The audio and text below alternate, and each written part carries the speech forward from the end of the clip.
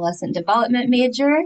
Last December, I started at CommUniverCity as a graphic designer, and this fall, Dr. Oy and Catherine took into consideration my future career goals, and I was given the opportunity to be a project coordinator for Engineering in Action and Geology Rocks.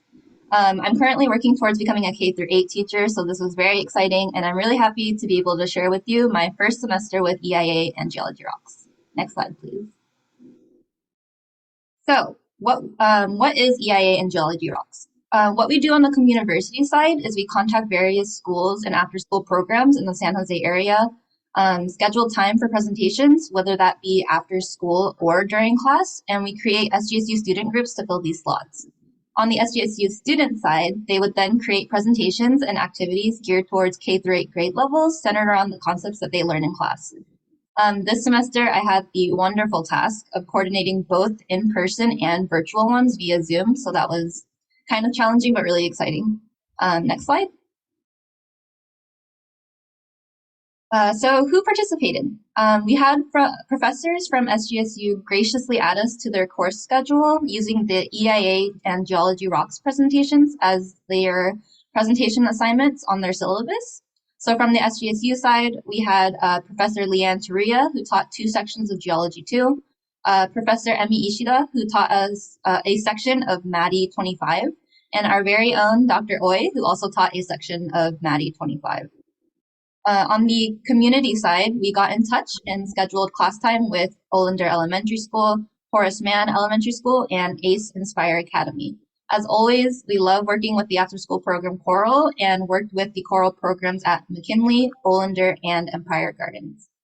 Next slide. So what about some numbers? For EIA, we worked with 111 SJSU students between both Dr. Oy and Professor Ishida's MADI 25 sections. We scheduled a total of 24 classrooms, 20 of them being virtual and 4 being in person. And then according to the class rosters, this would give us about 438 total students presented to between the grade levels of kindergarten and 8th grade. And this is just an estimate as we have to take into account students who are absent or classroom changes. As for Geology Rocks, we'd worked with 79 SJSU students between both of Professor Taruya's Geology 2 sections, and we scheduled a total of 17 virtual classrooms. Something I noticed when we were working with the various principals and coordinators, that they always brought up ALA classrooms and special education classrooms as a, would we be able to do it? And it was really important for me to be able to be as inclusive as possible. So with Geology Rocks, Professor Taruya had many bilingual students in Spanish and English, and we were able to cover all 5 of the ALA classrooms they had at their respective schools. Coral didn't specifically mention ALA classrooms, but I was also sure to have bilingual students sprinkled throughout just in case. We were also very open and happily able to include 2 special education classrooms as well. And this totaled to an estimate of around 367 students, ranging from as low as TK, which I found very commendable, and up to 8th grade. And so the grand total, we have about 190 SJSU students, 41 classrooms, and about 800 students from schools in our community. Next slide. So on the CommUniverCity end, we talked to some teachers and coordinators to ensure that the topics covered would relate to the grade levels and the curriculum that they were learning in the classrooms. And then for the Coral programs, I talked with Dr. Oy to make sure that the lower grade levels and upper grade levels got appropriate topics as well. In total, I believe we covered around 19 different engineering and geology concepts throughout all the workshops. My personal favorite is forensics materials. I think stuff like that is really cool, but the SJSU students did very well kind of explaining all of these. Next slide. So for the actual presentations, as you all may know, teaching and learning over Zoom is a very challenging thing. And then some of you may also know that engaging children is also a very challenging thing. So the SJSU students definitely had to get creative when it came to overcoming these 2 hurdles. On the 2 screens, you can see an activity that one of Professor Taruya's groups came up with, in which they taught the classroom sign language in order to have an easy way for all of them to match on the game. So on the left screen, you can see that the SJSU students are teaching the kids the sign language A, B, C, and D. And then on the right, you can see students applying the sign language to the game that they created. Next slide. Some more examples. Another one of Professor Turia's groups created a categorizing game for coastal geology, and that's on the bottom right. And so the students were yelling out answers. It was really fun. You can hear them arguing, you can hear them agreeing. And I think it was really wonderful that even through a virtual screen, the SGA students were able to kind of interact with students in this way. On the flip side, virtual presentations also means that we can do things that we normally wouldn't be able to do in person. On the left screen, you can see one of Dr. Oi's student groups who had a 3D printer at home, and they were able to show a demonstration of it in action live to the students. So bringing equipment like this to elementary schools is a really difficult task, and so doing presentations also gives us new opportunities when we do it virtually. Next slide. For choral at Empire Gardens, the coordinator, Jessica, mentioned that in-person workshops would work much better for them. Not all schools have different classrooms to separate all the kids. Not all schools have projectors for each of the classrooms, and we want to be able to be as inclusive as possible. So for Empire Gardens, we scheduled 4 in-person groups from Dr. Oi's class, and they were able to interact and teach the kids face-to-face. On this slide, there are pictures of live demos and activities. On the left, there was a silly putty activity to represent temperature effects of polymers. So the kids got to kind of manipulate the polymers in different ways. And on the right was plastic deformation, where they're showing various materials and how they react to being bent, stretched, and moved around. Next slide. So on these slides, you can see just how eager and excited the kids were to participate and interact with the SGSU students. Overall, it was a really fun day. I had a really good time talking to all the kids. Matt was there, Liz was there, Dr. Oy was there, and Mary Kay, and hopefully they also had a good experience too. Next slide. So in terms of student feedback, the main reason that I got into child development was feeling like children needed more advocates and that they had interesting things to say if we give them a chance to. So it was really important for me to give them a way to express themselves. Because of that, I created these student surveys that were dropped off at all schools prior to the presentations. For the lower grade levels, I had a mood meter, and then there was also a thumbs up or a thumbs down if they would wanted to learn more about science and engineering, and if they like the SGSU students. And then there were text boxes for them to answer questions. We also included surveys in Spanish for the ALA classrooms. And personally, I had a lot of giddy excitement when making these because I've always wanted to use elementary school fonts, so it was really fun to make. Next slide. In terms of feedback, understandably, it's a little bit difficult to be able to get physical surveys back from all classrooms. So for this section, I will be focusing on the feedback that we got from Horace Mann Elementary, mainly because I got a majority of their surveys back, as well as us bringing back Science Day for them included both EIA and Geology Rocks. So as you can see here, we collected 215 surveys from 12 different classrooms. 85% of students said they wanted to learn more about science and engineering or geology. 93% of students said they liked learning from the SGSU students, and 75% of students responded with, I liked it, when they asked about how they felt about presentations. The other 25% said they weren't sure, and I personally think that hesitance is really good. We can allow children to make their own decisions as what they're interested in, as well as building on their curiosity. Next slide. So these are some of my favorite responses from the students themselves. On the top left, we can see, today I learned about myself and that I actually like learning new things about engineering, which I think is what engineering in action is all about, kind of bringing concepts to children that they may have not thought about before. On the right side, you can see, today I learned about engineering and science. I really enjoyed it because I want to be an engineer, and I'm actually joining an engineering program in March, which I found very exciting. And then the bottom left is kind of an example of how the concepts stick with the kids and teach them new vocabulary. It says, today I learned that a polymer is a big chemical structure that is made up of repeating units, and heating makes it flexible before breaking. Next slide. As I mentioned before, we did make bilingual surveys. So seeing these long answers in Spanish made me really happy because not only did it show that students were able to express these new concepts and new vocabulary in Spanish. It also showed that the SJSU students did a really good job explaining the concepts themselves. And then it also shows that from these experiences, you're learning just more than the concepts itself. The top right answer says I learned about letters in Spanish and in English, showing that not only were they able to teach engineering concepts, but they were also able to help the kids with their language learning. Next slide. Some teacher feedback. These are some direct quotes, but in general, they really appreciated the vocabulary the children learned, as well as the opportunity and experience of interacting with college students. And they also commended the students for their creativity when it came to teaching, and really appreciated the bilingual classrooms. Not listed were many comments asking us to come again soon. Next slide. So from the SJSU students, we sent out online surveys. As of yesterday, we've received 76 online surveys. 96% of students said that the presentations helped improve their understanding of class concepts. 97% of students said they found the presentations enjoyable. And 75% of students said the opportunity to interact with younger students was their favorite part of the project. Next slide. And then here we have a video taken by Dr. Oy at Empire Gardens of some SJSU student feedback. Well, I learned how really broad and applicable the stuff we're learning in classes. It doesn't just start and end in the classroom.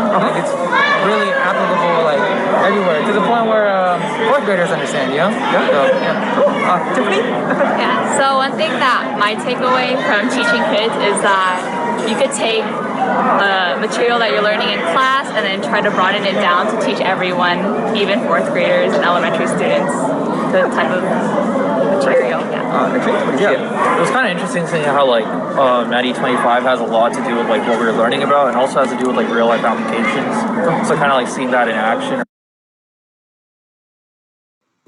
Well, I learned.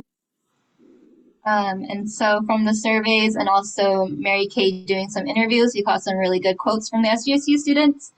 My personal favorite is the last one, which says, I really enjoy teaching the kids because I didn't really have anyone to look up to when I was their age. So us coming out and giving them motivation to go to college and learn new things like engineering was impactful. And that was by Daniel De La Cruz, who is an engineering technology major. Next slide. So this is a picture from the in-person events. These are all of Dr. Oy's in-person groups. And I just want to say thank you for listening to the presentation, and also thank you to CommUniverCity for the opportunity. So there's a question from Colin. How well did students interact with the activities online and in person? So online, kids were very excited to be on webcams. A lot of them went up to the camera and kind of waved a lot and really wanted to be up front at the microphone. And so what I found the most engaging was giving them opportunities to speak, and being able to say things out loud and just kind of speak their minds was the best way to engage them. And then in-person activities, you bring stuff for them to touch, you bring stuff for them to kind of fill out, and they have a really good time with that.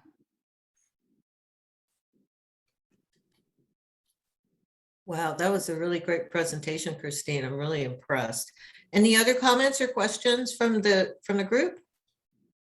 Can I just make again, just following up, a compliment here, Cristine, great presentation. That was a great job. Not only did you do a great job with just putting the activity together and coordinating it, I think your presentation was awesome. And not only was your presentation awesome, I have to give you also a compliments on your graphic skills, because remember, you were our former graphic designer, and you can definitely see it here.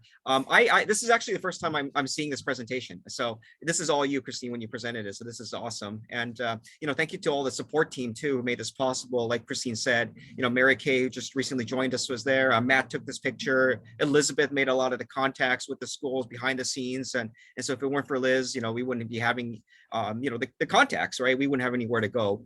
So all of this, right? It's a team effort, and Cristine, you led it and you coordinated it. You put it all together. So good job. And this is the culminating event for you. So I can't say any more. Thank you to you. It's an excellent job. Congratulations. Great job, Cristine. I'll second that. And the other thing too Cristine, that impressed me is the feedback that you got from the students based on the way that you address the way they see the world. And it was really nice to see you do that, because that's one of the things we always want to do, is to have some feedback on the service learning, which is really the core of what CommUnivercity's mission is. So again, excellent job. So thanks for sharing all of that. And I keep feeling like we're nearing the end of the road for the pandemic and the shelter in place, and then things keep coming up. But I think that the team has done a really excellent job at dealing with the limitations and the restrictions that we've had, and just being able to experience different ways to share and to learn. And it looks like CommUnivercity really pulled off the hybrid model to keep everyone as safe as possible while still impacting young lives. And it just shows me how much the organization cares, and how agile and nimble we've been in pivoting to meet the current needs of our lives. So thank you. Okay, any other comments? I don't see any other questions. A lot of compliments, excellent compliments. Okay, so we are near the end of the semester and students are wrapping up finals. So Mary Kay, will December be as busy as November? I don't think so. November, I don't know if there's another month that can top off how busy it was. But for December, we still do have project dates. So December 1st, and already passed, but there was an event with YEA, Young Entrepreneurs Academy, with Coral at McKinley. December 2nd was just yesterday, and there was an event there with Marketing Smarts for Hunger at Home, I believe at the Student Union. December 10 coming up, we have advertising campaigns, which I believe is a competition with SJSU advertising students. They work with clients such as Start Small, Think Big, and so there's something happening there. And December 14, there is a garden education presentation or event coming up. So for more information, you can always just contact Matthew Snyder at SJSU.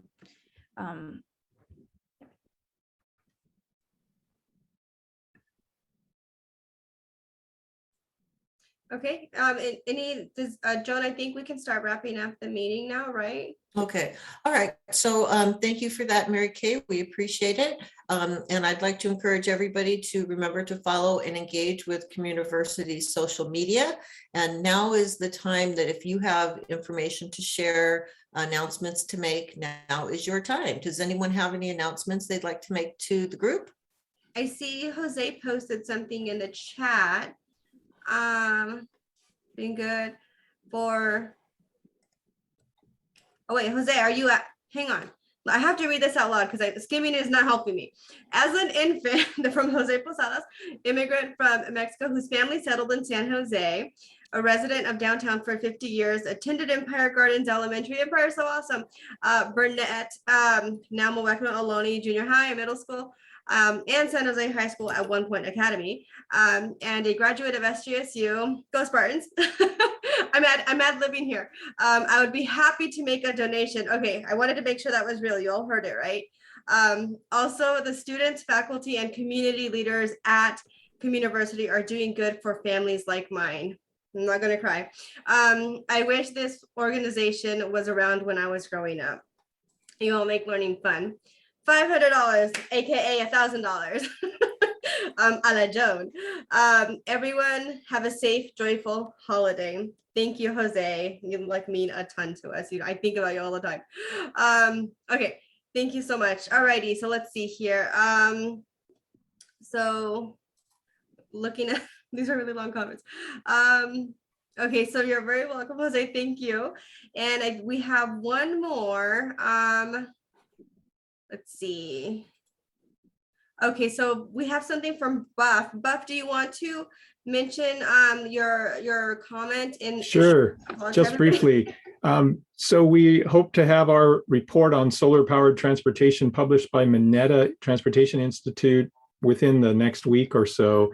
There's some good messages from the report regarding what this could look like, how it could replace maybe this shuttle bus that currently goes from South Campus to North Campus with significant reductions in like particulate matter and greenhouse gases, which is a really good thing for the neighborhoods. So I'll be happy to share with the links coming soon, and maybe I can present that briefly at some future CommUnivercity meeting. So thank you.